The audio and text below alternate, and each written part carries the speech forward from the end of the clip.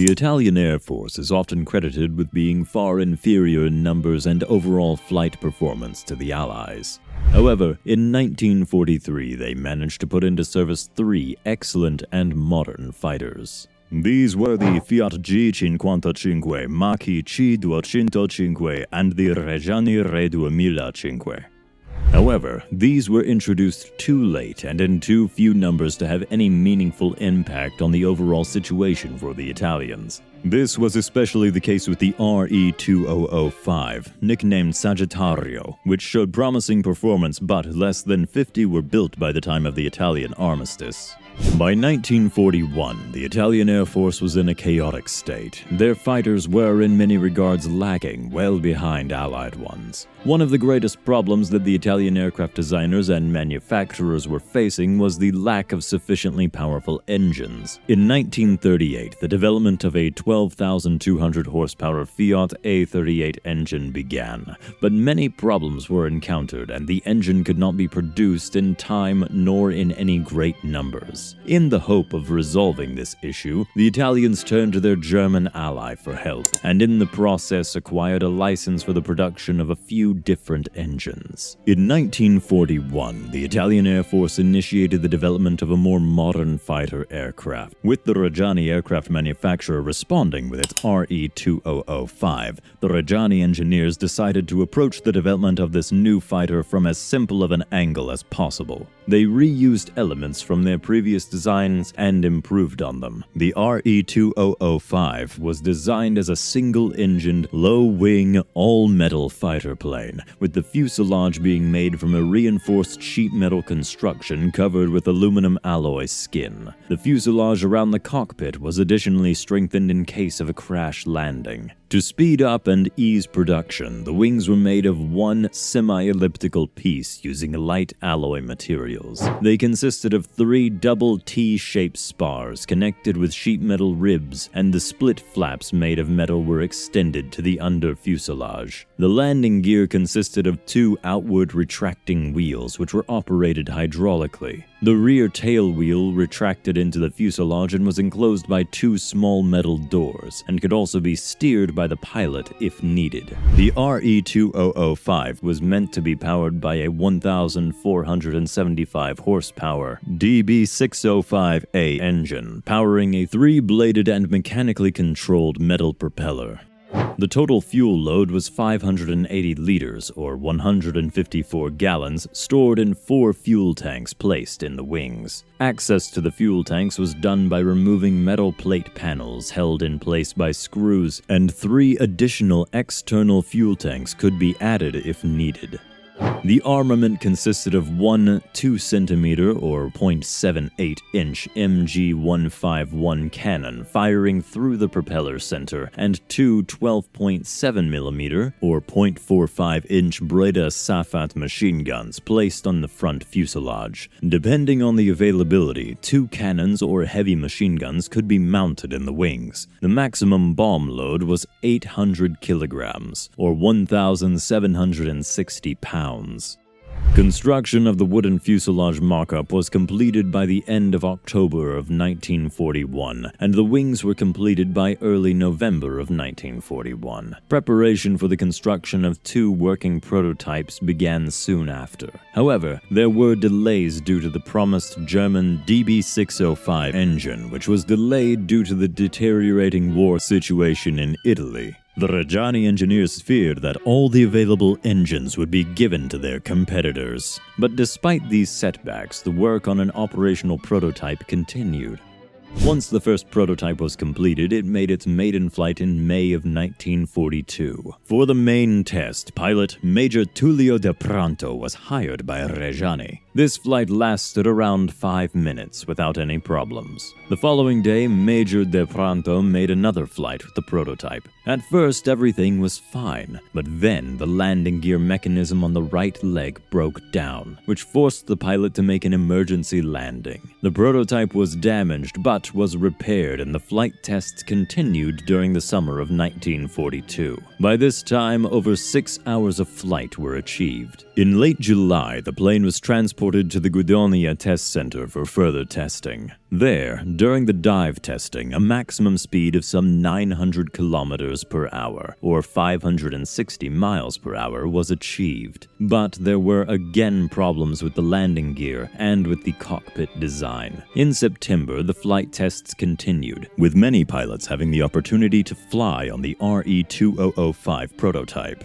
At the start of October 1942, the second prototype was also moved to the Guidona Test Center for testing. The problem with the landing gear persisted, and to make matters worse, the fuselage was found to be prone to vibrations. In addition, ammunition feed problems for the 2-centimeter cannon were noted. The second prototype was returned to Reggiane for modifications. In late December 1942, a commission was formed by the Air Force to determine the overall flight performance of the RE-2005 in comparison to its competitors. The plane was noted to be inferior to the MC-205, but better than the G.55.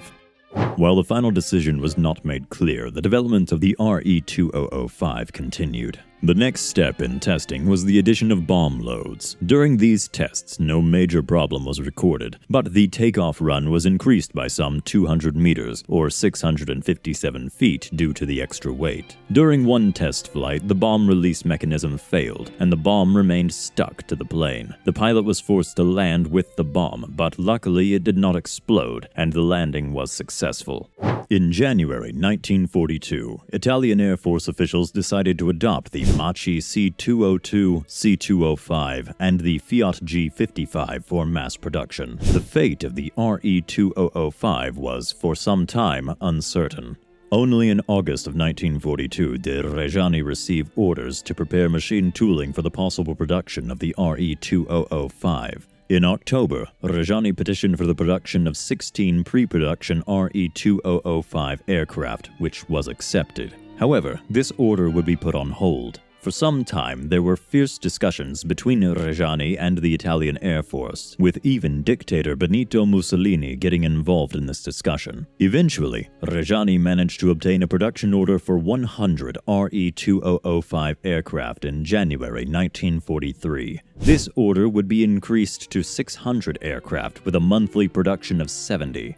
Despite the high production quota, due to a lack of resources and production capabilities, only between 36 and 48 aircraft were ever completed.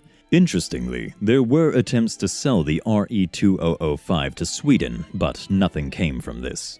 Despite limited production numbers for the RE-2005, many different modifications and adaptations for other roles were proposed. In late November 1942, there were proposals to mount a jet engine on the RE-2005, but due to the added weight and complexity, the project was cancelled. In late 1942, in the hope of reducing production costs, it was proposed to construct the RE-2005 using wood. Little to no progress was made by 1943, and in the end, it appears that no working prototype was ever built. Another project involved combining two RE-2005 fuselages into one aircraft, but this too led nowhere.